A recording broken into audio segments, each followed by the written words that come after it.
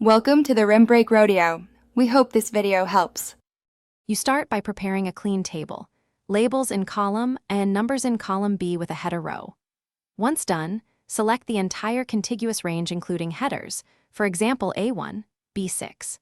Make sure there are no blank rows or stray text inside the numeric column because Excel reads type strictly.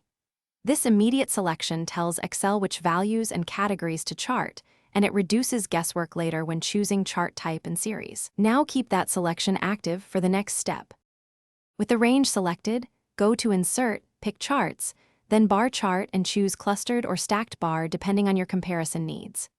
Once Excel inserts the chart, check that categories are on the vertical axis and values on the horizontal.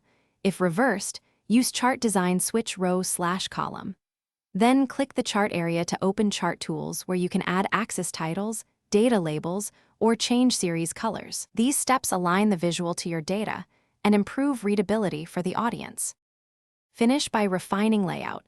Set axis bounds, adjust gap width for bar thickness, and format numbers so values display clearly. Use select data to add or remove series and to rename legend entries. This ensures the chart matches your intent. If labels overlap, reduce font size or rotate text. If the chart appears blank or wrong, reselect the range, confirm numeric cells contain numbers not text, and use refresh or recreate the chart. These checks resolve the most common issues quickly. Thanks for watching. Consider subscribing if we helped you.